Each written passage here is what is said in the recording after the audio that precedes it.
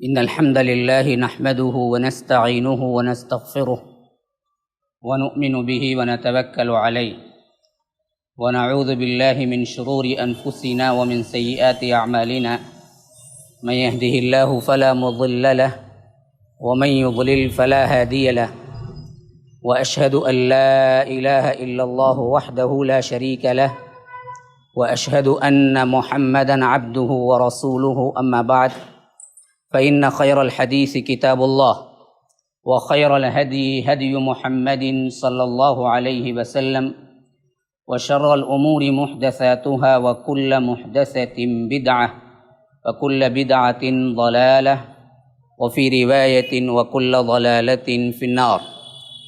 فأعوذ بالله السميع العليم من الشيطان الرجيم من همزه ونفثه ونفخه لا تحرك به لسانك لتعجل به إن علينا جمعه وقرآنه فإذا قرأناه فاتبع قرآنه ثم إن علينا بيانه. اللهم أرنا الحق حقا وارزقنا اتباعه وأرنا الباطل باطلا وارزقنا اجتنابه. اللهم علمنا ما ينفعنا وانفعنا بما علمتنا وارزقنا علما. رب اشرح لي صدری ویسر لی امری واحلل عقدۃ من لسانی یفقہوا قولی. اس اللہ کے نام سے ابتدا جس کے ناموں کی کوئی انتہا ہی نہیں. ولو ان ما فی الارض من شجرۃ اقلام والبحر یمدہ من بعدہ سبعۃ ابحر ما نفدت کلمات اللہ. اس ذات اقدس پر کروڑوں درود و سلام ہو جو تمام جہانوں کے لیے رحمت للعالمین بن کے آئے تھے.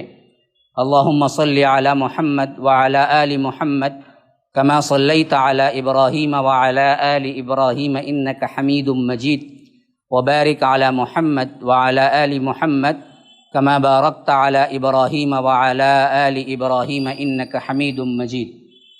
برادران اسلام، واجب الاحترام بزرگوں، دوستوں، عزیز ساتھیوں، اللہ تبارک و تعالی نے ماہ رمضان المبارک کو عطا کیا تو اس کا سب سے اہم ترین مقصد اگر ہم دیکھیں گے تو وہ ہے قرآن سے اس کا تعلق.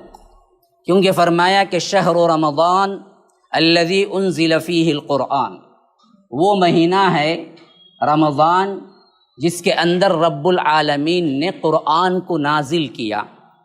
قرآن کے تعلق سے ماہ رمضان کی عظمت ہے، یا ماہ رمضان کی اتنی بڑی عظمت ہے کہ رب العالمین نے اس کے اندر قرآن کو نازل کیا ہے. اب حدیث رسول اللہ صلی اللہ علیہ وسلم کے اندر دیکھیں کہ اللہ کے رسول صلی اللہ علیہ وسلم بھی ماہ رمضان المبارک میں قرآن کا جو تعلق ہے اس کو کیسے امپلیمنٹ کرتے تھے اپنے عمل سے، کہ اللہ کے رسول صلی اللہ علیہ وسلم کے بارے میں آتا ہے کہ جبرائیل جو فرشتوں میں سب سے امین اور سب سے عظیم اور سب سے مکرم اور سب سے بڑے سردار، مطاع ثم امین، آسمانوں میں جس کی اطاعت کی جاتی ہے، فرشتوں کے جو سردار ہیں اور انسانوں کے اعتبار سے سب سے اہم ترین شخصیت، یوں کہہ لیجئے کہ پوری بنی نوع انسانیت کی سرداری جس کو حاصل ہوئی، وہ محمد الرسول اللہ صلی اللہ علیہ وسلم ہیں. یہ انسانیت کے سردار ہیں، وہ ملائکہ کے سردار ہیں، لیکن رمضان المبارک میں اس کے علاوہ کوئی اور کام نہیں کر رہے ہیں کہ یدارسہ القرآن، کے دونوں تدریس کر رہے ہیں، دونوں پڑھتے ہیں، پڑھاتے ہیں، سنتے ہیں، سناتے ہیں. جبرائیل اللہ کے رسول صلی اللہ علیہ وسلم کو سنا رہے ہیں، اللہ کے رسول صلی اللہ علیہ وسلم جبرائیل کو سنا رہے ہیں. کب؟ رمضان المبارک میں. گویا کہ مکمل دورہ اللہ کے رسول صلی اللہ علیہ وسلم قرآن کا خصوصیت کے ساتھ. یہ تو دورہ ہوتا ہی رہتا ہوگا، جیسا کہ صحابہ کے شوق سے تو معلوم ہوتا ہے کہ صحابہ تو مصر تھے کہ ہم ایک دن میں مکمل قرآن ختم کر دیں. حضرت عبداللہ بن عمرو بن عاص کی روایت میں تفصیل کے ساتھ آئی ہے کہ جب معلوم ہوا کہ اللہ کے رسول صلی اللہ علیہ وسلم کے یہ صحابی رات بھر نوافل میں گزارتے ہیں اور دن بھر روزے میں گزار دیتے ہیں اور قرآن کو ایک دن میں ختم کرتے ہیں، تو اللہ کے رسول صلی اللہ علیہ وسلم نے بلا کے تنبیہ کی کہ عبداللہ یہ کام نہ کرو، تمہارے لیے جائز نہیں کہ ہمیشہ روزہ رکھنا۔ آخر میں طے یہ ہوا کہ ایک دن روزہ رکھیں گے، ایک دن چھوڑ دیں گے۔ اسی طرح فرمایا کہ تمہارے لیے جائز نہیں کہ بیوی سے کیا ہے لا تعلق ہو جاؤ اور پوری رات نماز پڑھو، تھوڑی دیر نماز بھی پڑھو اور تھوڑا اللہ تبارک و تعالی نے تم پر جسموں کا جو حق دیا ہے، آنکھ کا جو حق ہے، جو تمہارے اعضاء و جوارح کا جو حق ہے، وہ حق تم بھی دراصل ادا کرنا ہے۔ تو اس حیثیت سے اللہ کے رسول صلی اللہ علیہ وسلم نے منع کیا اور فرمایا کہ تمہیں آخری وہ چیز ہے، قرآن کو 3 دن میں ختم کیا کرو، مکمل کیا کرو۔ اس سے پہلے اگر کوئی قرآن 1 دن میں مکمل کر لیتا تو فرمایا کہ اس نے گویا کہ قرآن پڑھا ہی نہیں۔ تو تنبیہ کرنی پڑی صحابہ کو کہ روزانہ قرآن نہ کرو، کیونکہ اس کے اندر تفہیم نہیں ہوگی، اس کے اندر سمجھ نہیں ہوگی، تو کم از کم 3 دن کے اندر ختم کیا کرو۔ تو معلوم ہوا تو صحابہ تو 1 دن میں ختم کرنے کے لیے تیار تھے، جس کو اللہ کے رسول صلی اللہ علیہ وسلم نے روکا کہ نہیں 3 دن تو کم از کم ہونی چاہیے۔ تو اب دراصل آپ خیال کریں، یہ عام دنوں کا اگر اصول تھا تو رمضان المبارک میں کیا ہوتا ہوگا؟ جب صحابہ کا یہ معاملہ رمضان المبارک میں تھا تو اللہ کے رسول کا کیا معاملہ ہوتا رہا؟ تو یہ تو آپ کو الگ سے دراصل بتانا ہی ضروری نہیں ہے کہ قرآن کو کتنا پڑھتے، کتنا سمجھتے، کتنا وقت دیتے ہوں گے، لیکن بتلانا صرف یہ مقصود ہے رمضان المبارک میں قرآن کریم کا خاص تعلق کیا تھا۔ اسی لیے فرمایا کہ میں حدیث کے الفاظ ہیں، ملائکہ کے سردار جبرائیل، سید الانبیاء، سید انسانیت محمد الرسول اللہ صلی اللہ علیہ وسلم، یہ دونوں تب ایک دوسرے کی تلاوت سنتے اور سناتے تو معلوم ہوا کہ قرآن کریم کا سننا، سنانا، پڑھنا، پڑھانا، اس کے علاوہ رمضان المبارک میں کوئی ایسی نیکی نہیں ہے جو اس سے بڑھ کر ہو۔ اگر ہوتی تو وہ سید الانبیاء بھی کرتے، سید انسانیت بھی کرتے اور سردار الملائکہ بھی کرتے۔ جب سردار الملائکہ بھی جمع ہو رہے ہیں اور سید انسانیت بھی جمع ہو رہے ہیں، سید الانبیاء بھی جمع ہو رہے ہیں، اور دونوں کا مل کر جو کام ہو رہا ہے وہ قرآن کا پڑھنا پڑھانا ہے، اس کے علاوہ کوئی کام نہیں ہو رہا ہے رمضان میں خصوصیت کے ساتھ۔ تو خصوصیت کے ساتھ ماہ رمضان المبارک میں قرآن پڑھو، پڑھاؤ، سیکھو، سکھاؤ، سمجھو، سمجھاؤ، یہی مقصد رمضان ہے۔ اللہ نے اس مہینے کو اسی لیے عطا کیا ہے۔ جس نے رمضان کو پایا، قرآن کو نہیں پڑھا تو اس نے کچھ نہیں پایا، کیونکہ یہ قرآن اتنی عظمت والی کتاب ہے جس کو اتارنے کے لیے بھی جو وقت منتخب کیا وہ وقت مبارک ہو گیا، جس کو اتارنے کے لیے جو ماہ منتخب کیا وہ ماہ دراصل بہت ہی مبارک ہو گیا، جس کو اتارنے کے لیے جس فرشتے کو منتخب کیا وہ فرشتہ بہت بابرکت ہو گیا، جس کو اتارنے کے لیے جس ہستی کو منتخب کیا وہ ہستی سب سے معزز بابرکت ہو گئی، جس امت کے لیے اتارا گیا وہ امت سب سے اہمیت والی معزز ترین امت ہو گئی، جس کو پڑھنے والا قاری قرآن قیامت کے دن سب سے اعلیٰ منازل میں ہوگا، جس کے لیے کوئی منزلیں مقرر ہی نہیں ہیں، جس کے لیے فرمایا کہ اقرا ورتقی ورتل کما کنت ترتل فی الدنیا، کہ پڑھتے جاؤ، چڑھتے جاؤ، جتنے چاہے تم اپنے جنت کے درجات کو بلندی پر تم چڑھتے جاؤ گے، تمہاری آخری منزل وہی ہوگی جہاں پر تمہاری قرآن کی آخری آیت ہوگی۔ تو مسلمانوں، جس کو قرآن کچھ یاد نہیں ہے، قرآن جس نے پڑھا نہیں ہے، قرآن جس نے سمجھا نہیں ہے، قرآن جس نے تلاوت نہیں کی ہے، قرآن جس نے حفظ نہیں کیا ہے، تو قیامت کے دن جنت میں داخلہ نصیب بھی ہو جائے، اللہ تبارک و تعالی ہم سب کو جنت میں داخلہ نصیب فرمائے، لیکن بلندی قرآن درجات جنت کے ساتھ ہیں، قرآن کی تمہاری تلاوت تمہارے درجات کو بلند کرتی ہے، تو ایک آیت جس کے دل میں نہیں ہے وہ قبرستان سے بدتر ہے وہ دل، تو وہاں کیا پڑھو گے جب رب فرمائے گا کہ اقرا میرے بندے اقرا، پڑھو پڑھو، اب تمہارے درجات ہم بلند کرتے جائیں گے۔ تمہارے پاس قرآن کی ایک آیت یاد نہیں ہے، 4 سورتوں کے علاوہ کوئی سورت یاد نہیں ہے، کوئی تم نے تدبر نہیں کیا ہے، تفکر نہیں کیا ہے، پڑھا نہیں ہے، سمجھا نہیں ہے، اس کے ساتھ اپنا لگاؤ اپنا تعلق نہیں بتایا ہے، تو بتاؤ کیا حال ہوگا۔ اسی کے لیے رب نے رمضان خصوصیت سے عطا کیا کہ کم از کم اس کے اندر اس تعلق کو مضبوط کرو، کیونکہ تمہاری سب سے پہلی منزل جہاں سے دنیا چھوڑ کے تم جاتے ہو وہ قبر کی منزل ہے، اور اس منزل میں سب سے پہلا تمہارے ساتھ جو سلوک ہوگا وہ قرآن کے تعلق کی بنیاد پر ہوگا، وہ قرآن کے تعلق کی بنیاد پر ہوگا۔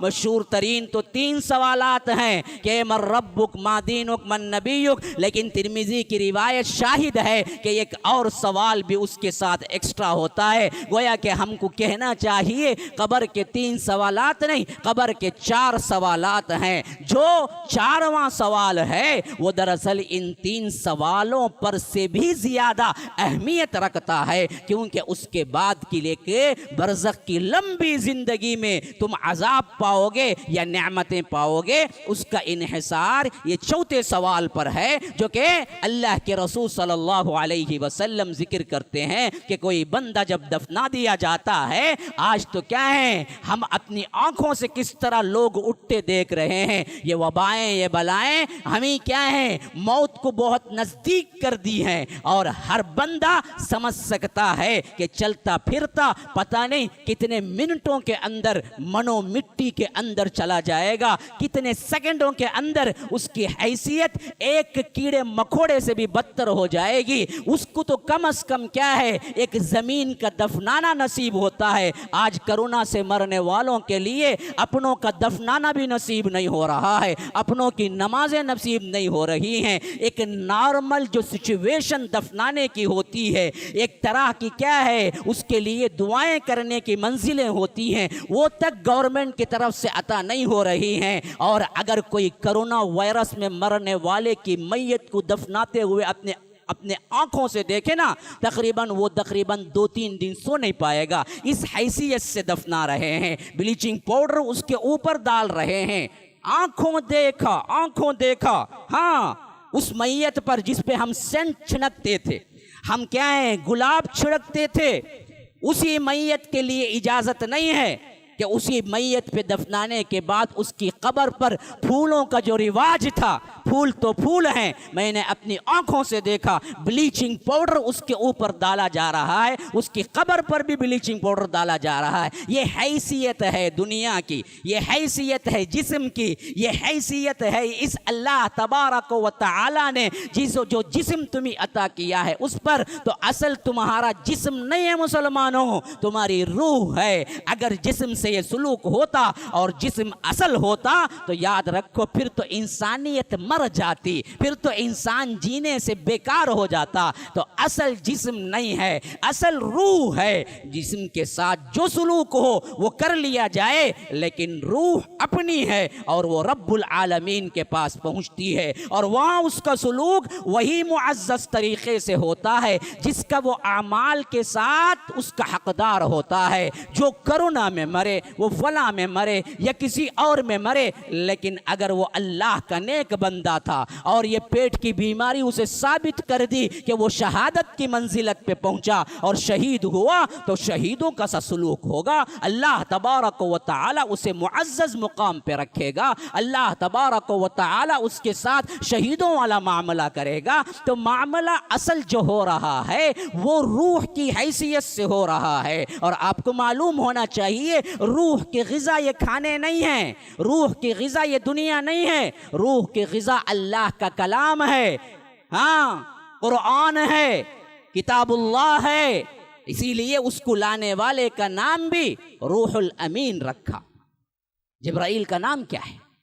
جبرائیل کا نام ہے روح الامین۔ کیا مطلب؟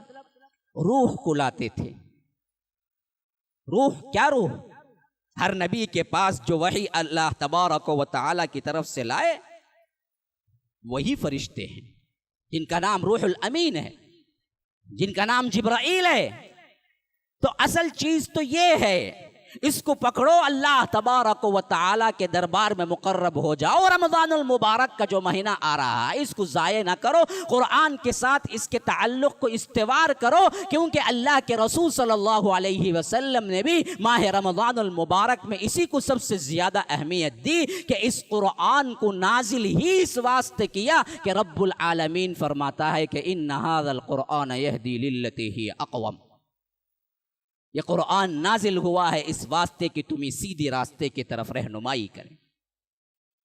یہ تمہاری روح کا بھی اور تمہارے جسم کا بھی دونوں کے لحاظ سے شفا کا منبع ہے۔ سر چشمہ شفا، خواہ وہ روح زخمی ہو خواہ وہ جسم، ان دونوں کا تعلق قرآن سے ہے۔ یہ میں کہہ رہا ہوں، قرآن کہہ رہا ہے وَنُنَزِّلُ مِنَ الْقُرْآنِ مَا هُوَ شِفَاءٌ۔ ہم نے اس قرآن کو نازل کیا ہے، کیا ہے وہ شفا ہے۔ وَرَحْمَةٌ لِّلْمُؤْمِنِينَ، شفا کے ساتھ ساتھ مومنین کے لیے رحمت ہے۔ شفا کون سی شفا مراد ہے؟ اگر ہدایت نہیں ہے تو ہدایت دینے والی شفا ہے، گمراہی ہے تو اس کے بدل میں آپ کو رہنمائی کی شفا ہے، لیکن صرف اور صرف ہدایت کے لحاظ سے شفا نہیں۔ مفسرین اس آیت کے نتیجے میں کہتے ہیں کہ یہ امراض جسماں کے لیے بھی شفا ہے۔ اللہ کی قسم، قرآن سے شفا ہوتی ہے، بخاروں کی شفا ہوتی ہے، بلاؤں کی شفا ہوتی ہے، وباؤں کی شفا ہوتی ہے، ہر ایک بیماری کی شفا ہوتی ہے۔ اگر کرونا وائرس کے ناطے آپ کو بند بھی کر دیا جائے تو قرآن کو تو بند نہیں کیا جا سکتا نا جی۔ لاک ڈاؤن ڈال دیا جائے تو قرآن کو تو لاک ڈاؤن نہیں ڈالا جا سکتا نا جی۔ اس کے تعلق کو تم گھر میں بھی استوار کر سکتے ہو، تمہاری آفس میں بھی استوار کر سکتے ہو، تمہارے تنہائی میں بھی تعلق پیدا کر سکتے ہو۔ جہاں جہاں تمہیں موقع ملے اس قرآن کے ساتھ جڑ جاؤ۔ مقصد یہی ہے کہ تم قرآن پڑھو، پڑھاؤ، سمجھو، سمجھاؤ۔ میں سمجھتا ہوں بیٹھنے والوں میں 99% وہ لوگ ہوں جو قرآن کو پوری ترجمے کے ساتھ پورا قرآن نہیں پڑھے ہوں گے۔ پہلے تو ترجمہ نہیں، خالی قرآن مکمل کرنے والے نکل جائیں گے 1 2 3، اردو ٹائپ میں پڑھنے والے شاید زیادہ نکل جائیں گے۔ اصل قرآن جس پہ نازل ہوا ہے اسی طرح قرآن پڑھ کے مکمل قرآن ختم کیا زندگی میں تو وہ بہت کم ہوں گے یا تو حفاظ ہوں گے۔ میں پوچھتا ہوں ان حفاظ سے بھی اور ان لوگوں سے بھی جنہوں نے پڑھنے کا دعویٰ کیا ہے، ترجمے کے ساتھ کبھی پوری زندگی میں پورا قرآن پڑھا؟ پورا قرآن ترجمے کے ساتھ پڑھ لیا ہے؟ کوئی تشریح نہیں ہے، کوئی ایکسپلینیشن نہیں ہے، کم از کم ترجمہ۔ اگر آپ کو انگلش آتی ہے تو انگلش میں، اگر اردو آتی ہے تو اردو میں، تمل ہے تو تمل میں، کوئی زبان میں صرف اتنا بتا دیجئے دل پہ ہاتھ رکھ کے کہ ہم نے اپنی زندگی کے 50 40 45 60 جتنے بھی ہیں، میں نے 1 مرتبہ تو پورا قرآن ترجمے سے پڑھ لیا۔ بتا دیجئے کتنے ہوں گے؟ اب اس قرآن کو یہاں پر اس رمضان میں تہیہ کرو کہ 1 مرتبہ تو مکمل پڑھ لو گے۔ ترجمے قرآن ضروری ہے، قرآن پڑھنا بھی ہے، لیکن اس کو سمجھنا اس سے زیادہ ضروری ہے۔ کتاب انزلناہ الیک مبارک لیدبروا آیاتہ، ہم نے اس قرآن کو نازل کیا ہے اللہ کے رسول آپ کی طرف، یہ بڑی مبارک آیتیں ہیں، لیکن کب، کیسے؟ لیدبروا آیاتہ۔ دیکھیے یہاں پر سمجھ نہیں استعمال کیا، فرمایا کہ تدبر۔ تدبر تو اس وقت پیدا ہوتا ہے نا جی جب آپ اس کو سمجھ کر غور و فکر کرنے بیٹھیں گے نا، تب ہے تدبر کی ابتدا۔ تو اللہ کہتا ہے ہم نے اس قرآن کو نازل کیا اس واسطے کہ تم اس پر تدبر کرو۔ ہم نے تو پڑھا ہی نہیں ہے، سمجھا ہی نہیں ہے، تو تدبر کہاں کریں گے؟ اللہ تو قرآن کو تدبر کرنے کے لیے اتارا اور کہہ رہا ہے کہ ہم نے تدبر کے لیے اس کو اتارا، لیکن ہم کہتے ہیں ہم پڑھتے ہی نہیں ہیں، اور جو پڑھتے ہیں وہ سمجھتے ہی نہیں ہیں۔ آپ صبح سویرے نیوز پیپر لے کے بیٹھ گئے، 6 گھنٹے سے لے کر 10 گھنٹے تک ہر ایک خبر چھان ماری، اور 10 گھنٹے کو آپ کا دوست آیا، پوچھا کہ کیا ہے، کیا خبر ہے، کب سے بیٹھے ہو؟ نہیں بھائی، فجر کے بعد آ کے نیوز پیپر لے کے بیٹھا۔ اچھا کیا خبر ہے؟ نہیں جی کچھ نہیں پتا، بس پڑھ لے کو ہوں۔ کیا بولیں گے؟ پاگل نہیں بولیں گے؟ ارے 6 سے لے کر 10 تک پڑھا ہے، کیا پڑھا؟ آپ نے کہا کہ میں نے یہ کتاب پڑھ لی، میں نے یہ کتاب پڑھ لی، اور پوچھنے والے نے پوچھا کہ کیا لکھا ہے؟ ارے نہیں بھائی پڑھا میں، کیا بھی سمجھا نہیں۔ تو پڑھیا کیوں بولا؟ پوچھیں گے نہیں پوچھیں گے؟ پڑھا کیوں بولا؟ پڑھنے کا مطلب ہی سمجھنا ہوتا ہے۔ کوئی کہے کہ میں نے پڑھ لیا یہ کتاب، تو معلوم ہوتا ہے کہ میں نے اس کو سمجھ لیا، میں نے اس کی باتیں کو اپنے اندر اتار لیا۔ قرآن ہی کے ساتھ یہ سلوک ہے منافقانہ، جس میں ہم پڑھنے کا دعویٰ کرتے ہیں لیکن سمجھ سے بالکل کورے، اور کہتے ہیں کہ ہم نے پڑھ لیا۔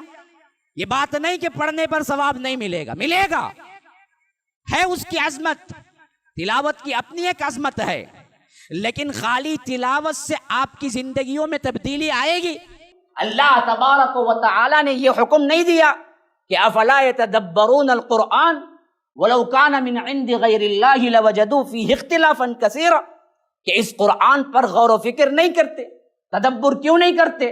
اسی طرح فرمایا سورہ محمد کی آیت میں افلا یتدبرون القرآن ام علی قلوب اقفالها، کیا تم اس قرآن پر تدبر نہیں کرتے کہ تمہارے دلوں پر کیا قفل لگ گئے ہیں؟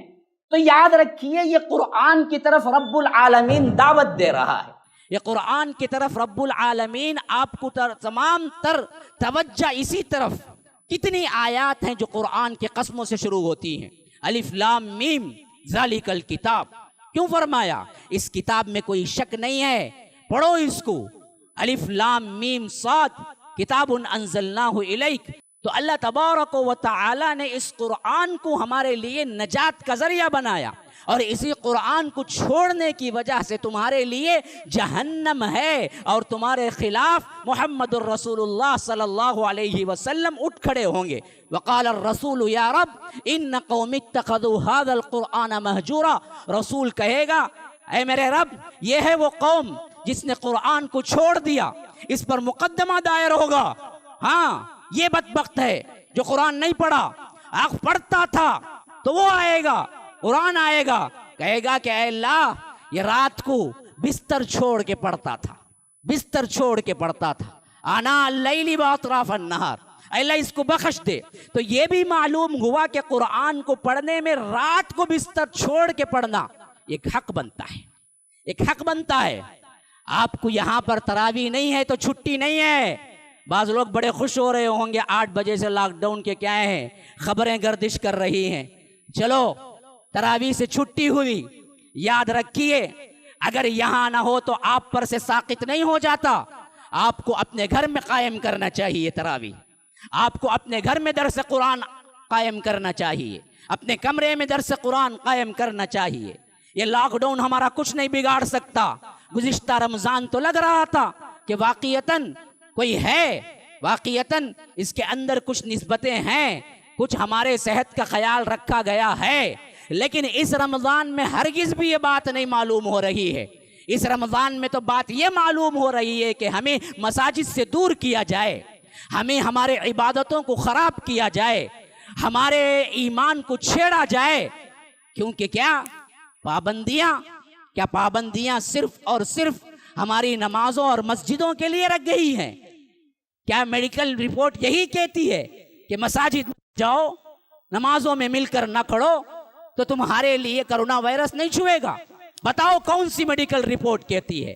میڈیکل رپورٹ کے لحاظ سے بازاریں بند نہیں ہوئے، میڈیکل رپورٹ کے لحاظ سے سنیما تھیٹر بند نہیں ہوئے، میڈیکل رپورٹ کے لحاظ سے ان کے ہاسپٹل بند نہیں ہوئے، میڈیکل رپورٹ کے لحاظ سے ان کے الگ الگ شادیوں کے معاملات اور شادی خانے بند نہیں ہوئے، 50% سب کے لیے چل رہا ہے، صرف مسجد کے لیے تمام پابندیاں رہ گئی ہیں، صرف مسجد میں عبادت کرنے کے لیے تمام پابندیاں رہ گئی ہیں؟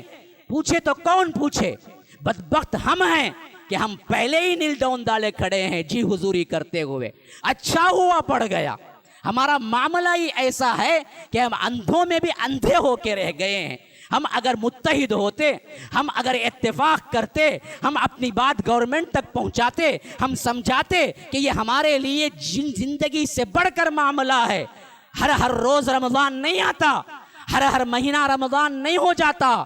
پتہ نہیں کتنی زندگیوں کا یہ آخری رمضان ہے، پتہ نہیں کتنے مسلمانوں کا یہ آخری رمضان اللہ تبارک و تعالی دے رہا ہے. اور یہ رمضان کی عبادتیں، جس میں اجتماعی شکل کی عبادتیں سب سے اہم ترین ہیں، پتہ نہیں یہ زندگی میں کتنی مرتبہ ملنے والی ہے. لوگوں کو سمجھاتے، اپنی بات رکھتے، اپنے گڑ گڑاتے اور روتے اور تبدیلی کے لیے مانگتے تو شاید یہ نوبت نہ آتی. اور اب بھی امید ہے کہ شاید نوبت نہ آئے گی.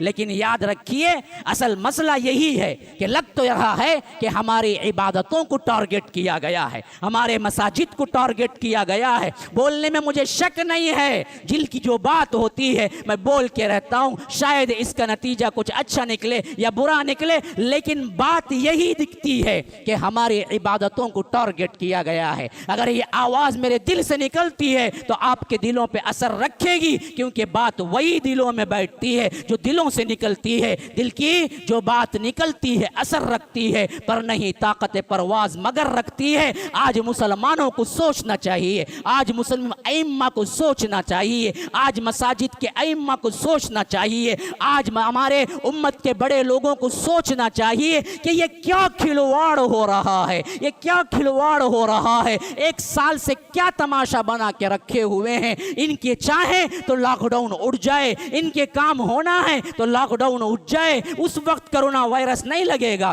اس وقت ان کے حالات کے اعتبار سے نہیں پھیلے گا. الیکشن تک خاموشی تھی تو کیا کھلواڑ انسانوں کو دیوانہ سمجھ رکھا ہے، انسانوں کو دیوانہ بنا رہے ہیں. تو اگر اس وقت نہیں لگ سکتا تھا تو آج کیا آ گیا کہ لگنے لگا ہے. آج کیسے دراصل معلوم ہو گیا کہ آج دراصل جمع ہونے سے کیا ہے، یہ پھیلنا شروع ہو جائے گا. میڈیکل رپورٹس نہ ماسک کے لیے کہتی ہیں، نہ میڈیکل رپورٹ یہ کہتی ہیں کہ اس سے آگے بڑھتا ہے، لیکن یہ دراصل ایک سازش کے طور پر پوری دنیا میں پھیلایا جا رہا ہے، ڈر بٹھایا جا رہا ہے. اور ہم زندگی کے مارے کتوں سے بھی بدتر اس زندگی کے لیے کانپ رہے ہیں. جو تو بولا وہ ہم کو راضی، تو ہی سب کچھ ہے، ہمیں زندگی بچ جائے سو بچ جائے. کہ فمثلہ کمثل الکلب ان تحمل علیہ یلہث او تترکہ یلہث ذلک مثل القوم الذین کذبوا بآیاتنا. کہ ہماری مثال کتے کسی ہو گئی ہے کہ اس کو ڈالو، کھاتا پیتا بھی زبان لٹکائے رہے، بھوکا رہا تو بھی زبان لٹکائے رہے. یہی حالت ہو گئی ہے. زندگی کا ڈر، اس دنیا کی محبت، دولت، اپنی لمبی زندگی گزارنے کی امیدیں ہمارے ایمان کو مان کر گئی ہیں، ہمارے ایمان کو کیا ہے سلا چکی ہیں. ہمارے اندر کی وہ روحانی طاقت، وہ عبادتیں ہمارے اندر سر نہیں اٹھا رہی ہیں کہ لاکھ ہو جائے. یہ شفاؤں کے گھر ہیں جہاں سے شفا بڑھتی ہے، ہم انہی کو دروازہ بند کر کے امید کرتے ہیں کہ شفا مل جائے گی. کہاں چلی گئی ہماری عقلیں؟ یہ مساجد شفاؤں کے گھر ہیں. وبائیں بہت آئی اور ہر وبا کے وقت اسلاف کا یہی معمول تھا کہ مسجدوں کو بھر دیا، روئے گڑ گڑائے تو مسجد میں آ کر. وبائیں گئی تو مسجد میں عبادت کرنے سے گئی، مسجد سے دوری سے کبھی نہیں گئی ہے تاریخ میں.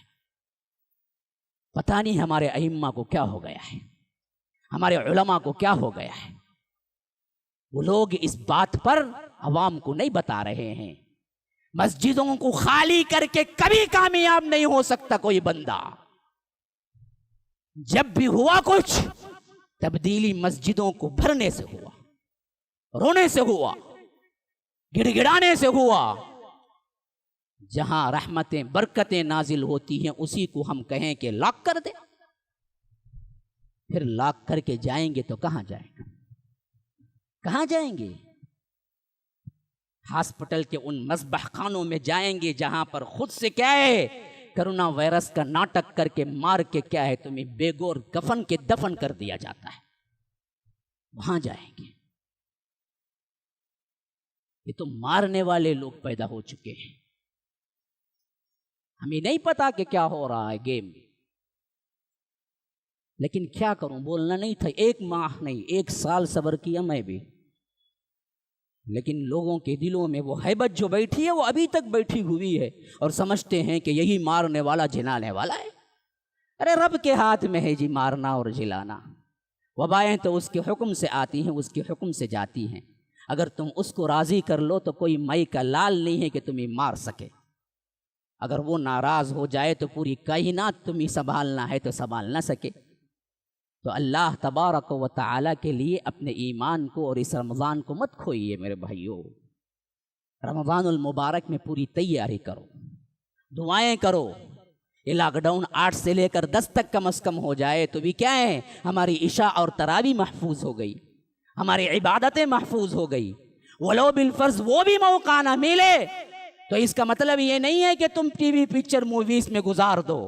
اپنے گھروں کو درس قرآن کا مرکز بناؤ، مقررہ وقت رکھو، ایک جز کا ترجمہ پڑھو کم از کم، اور اس طرح پورے 30 یا 29 راتوں کے اندر قرآن کو مکمل کرو. یہ ذمہ داری بناؤ ابھی سے، اور رب سے وعدہ کرو کہ اے اللہ ان کے شرور و فتن سے ہمیں بچا، اور جو لوگ یہ 8 کا رکھے ہوئے ہیں اس کو اللہ تبارک و تعالی ہٹا کے ہمیں 10 تک کا اگر موقع مل گیا تو اے اللہ ہم تیرے سے وعدہ کرتے ہیں کہ ہم رمضان المبارک میں پورا ایک دن میں ایک جز پڑھ کے ختم کریں گے. یہ وعدہ کرو رب سے، شاید اللہ تبارک و تعالی کی رحمت آ جائے. کرتے ہو؟ ہاں انشاءاللہ میں بہت بڑی طاقت ہے. انشاءاللہ میں کئی باتیں اللہ تبارک و تعالی تبدیل کر دیا کرتا ہے، اور انشاءاللہ نہ کہنے پر بڑے بڑے لوگوں کو متنبع ہوا ہے. یہ انشاءاللہ کی طاقت آپ نہیں جانتے. مشرکین نے پوچھا ایک سوال اور کہا اگر تم نبی ہو تو بتلا دو، اور محمد الرسول اللہ کے زبان سے نکل گیا کہ کل بتلا دوں گا، کل بتلا دوں گا. امید یہی تھی کہ جبرائیل آئیں گے، وحی لائیں گے، میں پوچھوں گا سوال کا جواب اور کہہ دوں گا. اور کل کی آنے والی وحی نہ کل آئی نہ پھر آئی. 1 گزرا، 2 گزرا، 3 گزرے، 4 گزرے، 5 دن ہو گئے، 6 دن ہو گئے، 7 دن ہو گئے، 8 دن ہو گئے، 9 دن ہو گئے. ادھر رسول پریشان، ادھر مشرکین مکہ اللہ کے رسول کو مذاق بنائے ہوئے. کل کہنے والے تھے، کیا ہوا؟ کیوں جواب نہیں؟ اور اللہ کے رسول پریشان، کہیں رب ناراض تو نہیں ہو گیا، وہی کیوں نہیں آ رہی ہے؟ 15 دن مکمل ہو گئے. پھر اس کے بعد وحی آئی تو کیا آئی پتہ ہے؟ وَلَا تَقُولَنَّ لِشَيْءٍ إِنِّي فَاعِلٌ ذَلِكَ غَدًا إِلَّا أَن يَشَاءَ اللَّهُ. اے نبی جب بھی کوئی کام کرنے کا ہو تو کہو کہ انشاءاللہ. اگر انشاءاللہ کہتے تو دوسرے دن وحی آ جاتی، لیکن اس وقت اللہ کے رسول نے نہیں کہا، بھولے سے بھول گئے. اللہ نے 15 دن وحی کو ٹال دیا. انشاءاللہ بہت بڑی برکت ہے، انشاءاللہ بہت بڑی برکت ہے. حضرت سلیمان آئے، کہا کہ میری 100 بیویاں ہیں، 100 سے ملاقات کروں گا اور 100 مجاہد بچے پیدا ہوں گے. اللہ کی راہ میں اپنے 100 بیٹوں کو بھیجوں گا. بعضو وزیر تھے، کہا کہ انشاءاللہ کہہ لیجئے، لیکن شیطان نے بھلا دیا، نہ کہا. 100 بیویوں کے 100 بچے تو کیا پیدا ہوتے؟ کسی بیوی کو کوئی بچہ پیدا ہی نہیں ہوا، اور ایک بیوی کو بچہ پیدا ہوا، اور وہ بھی وضع حمل کے وقت آدھا تھا، مردہ پیدا ہوا، پورا مکمل نہیں بنا تھا. حدیث میں آتا ہے اللہ نے یہ یاد دلانے کے لیے کیا تھا کہ سلیمان نے کہتے وقت انشاءاللہ نہ کہا. اگر وہ انشاءاللہ کہہ دیتے اللہ 100 بچے بھی دیتا، 100 مجاہد بن کے اللہ کے راہ میں نکل جاتے. انشاءاللہ میں بڑی طاقت ہے.